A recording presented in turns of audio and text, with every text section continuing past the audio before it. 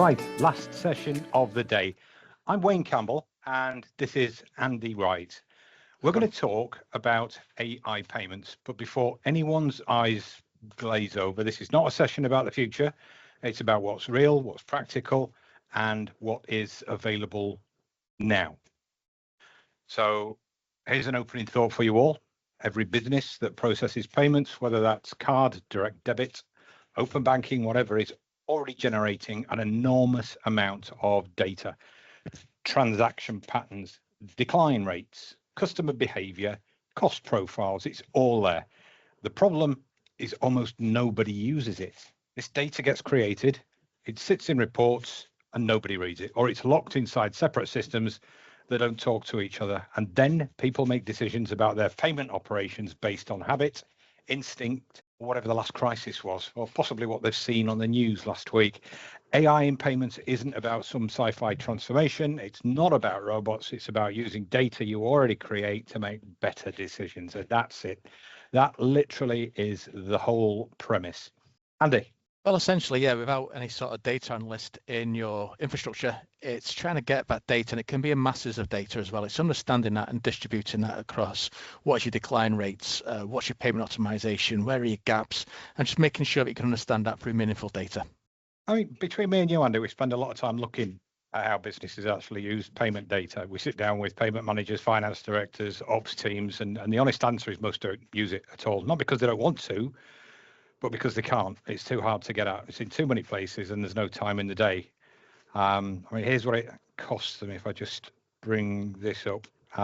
Talking about cost, it's if not using that data, there's 4 problems we see that are hiding in plain sight on almost every single payment operation I've seen. And I understand this when I go floor walking, whether we've done sort of a health check on someone's system, and you've done the same, Andy, from a consultative perspective.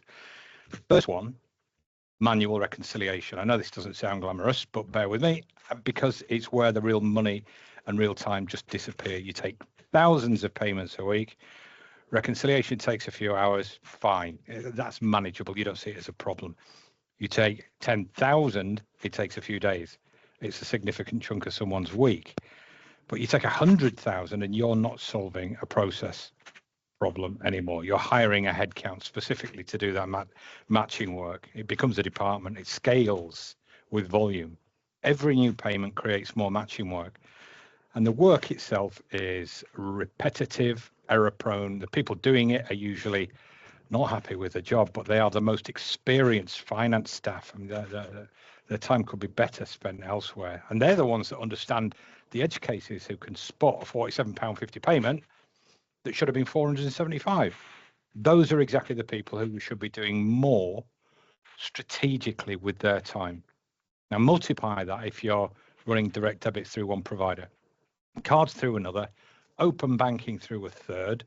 Each one's got different reporting formats, different reference structures, different settlement timelines. You're reconciling each one separately, then trying to stitch the whole picture together at month end, which I've seen people pulling their hair out trying to do that.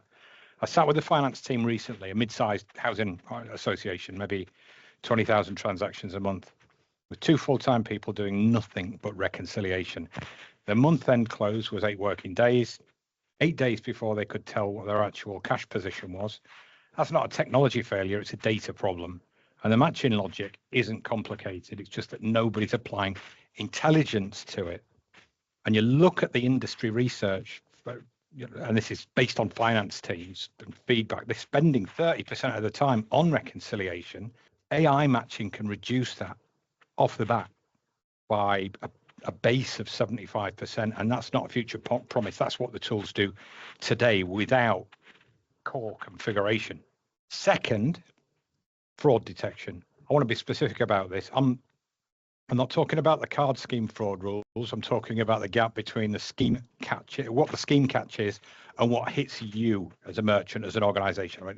Most businesses find out about fraud when the chargeback lands post-issue, 30 to 90 days after the transaction. Money's already gone. Now you've got to make the decision about the disputed amount and how you deal with it, plus the scheme fee, plus the time your team spends investigating. How much is written off annually? with chargebacks of that type. It is frustrating. You look at the right-hand column on the slide, the signals were there in the data. Unusual transaction velocity, geographic mismatches, card testing patterns, those small value transactions that always precede a big hit, time of day anomalies, device fingerprints that don't match. All of these tools and data points AI can make sense of.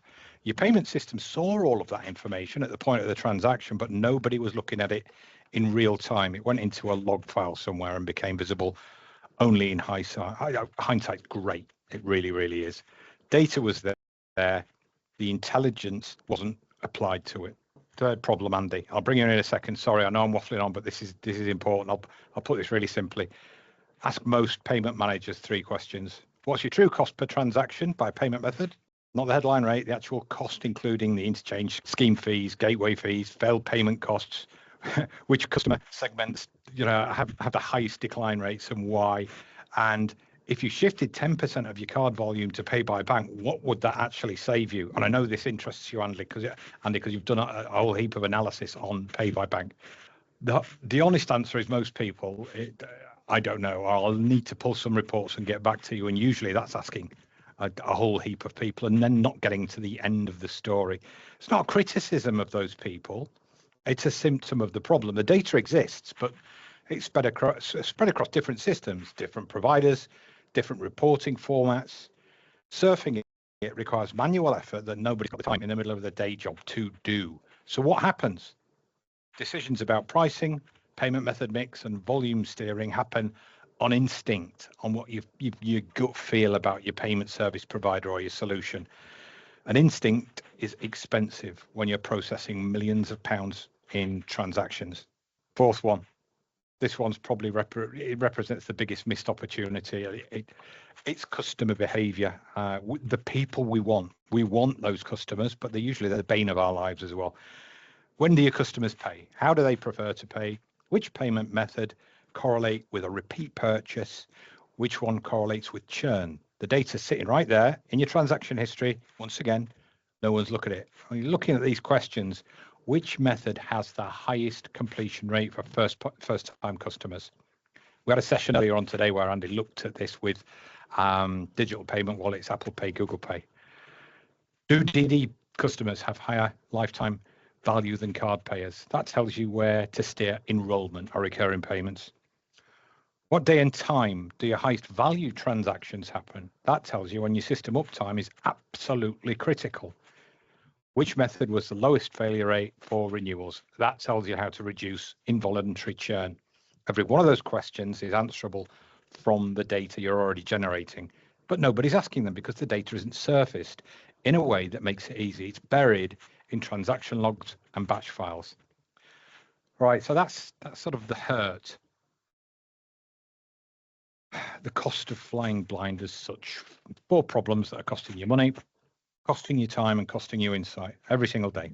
Andy, can you talk to us, and I know I've talked for a long time, I do apologise, about what's actually available now to fix this? Absolutely. We're not talking about ifs and maybes or theories. We're talking about reality and the technology here today. So we talk about the challenge answered around manual reconciliation. And the challenge at the moment is you may have single source of failure. You may have these people in your finance teams who have the inside knowledge and know the nuances or the kinks of your system. They go on annual leave or they leave the business and that knowledge goes with them.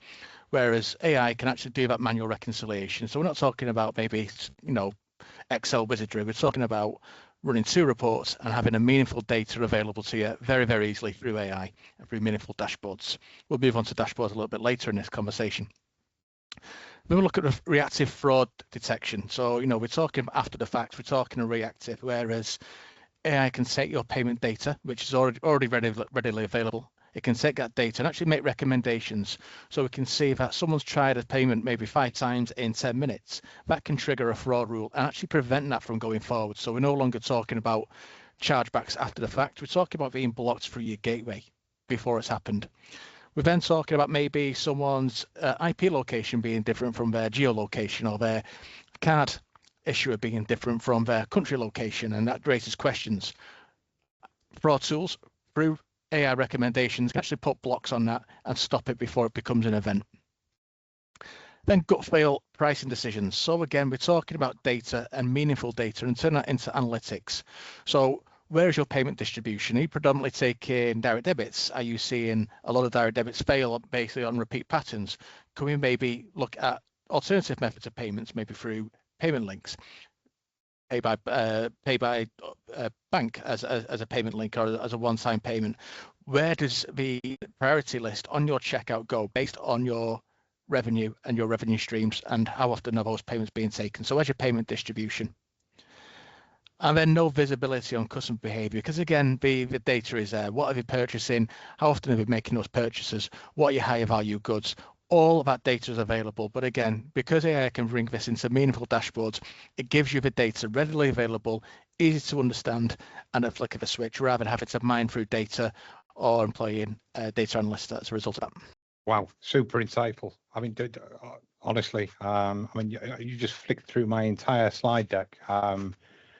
Intelligent routing, data-made decisions, predictive decline management, all of those things you touched on. I know one thing you can offer up, and I know you've done this before, Andy, is looking at merchant data and giving recommendations, a report based on consultancy. So although I'm flying through these slides now on screen, Andy has literally just covered the type of conversation that you could have with an industry specialist based on the data that you don't have the time to look at the moment to make really informed decisions.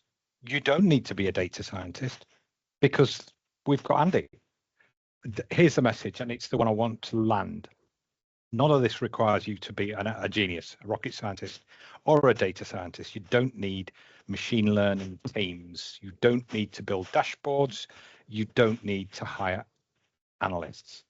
What you need is a platform partner that turns your data into decisions.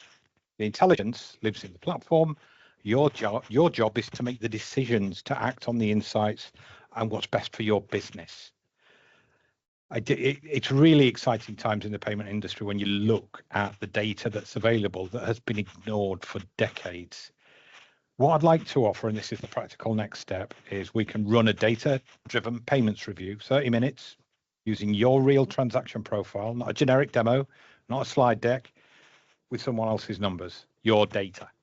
We'll look at where you're losing money, failed payments, what could be recovered, look at the suboptimal routines that you will have in place, the reconciliation overhead that doesn't need to exist. We'll look at where there's opportunity, payment method mix optimization, decline recovery, cost reduction from smarter volume steering, and we'll show you what the numbers actually say. They paint a picture. That is evidence, not theory. There is absolutely no obligation and no cost, no sales pitch. This is your data analyzed properly with clear recommendations on where the value is. Your caller will follow up to arrange a time. And I would strongly encourage you to take that call, because everything Andy and I have talked about today becomes very concrete very quickly when you see it applied to your own numbers. It's not just a business case, it is reality of income processing and the cost of making blind decisions. So, Andy, it's been great. Every payment you process creates data. Yeah. That data contains patterns, opportunities, warnings, and insights. Most businesses are definitely not using any of it. Exactly. And this isn't a technology that is tomorrow. It's not the future. It is now. It exists, and it is readily available. So our viewers, listeners, they just need a partner. Everybody, thank you for attending.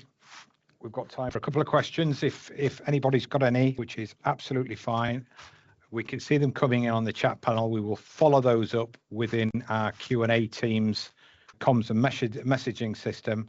Thank you very, very much for attending the session, and we will speak to you all again really soon. Goodbye from me. Bye from him. Thank you.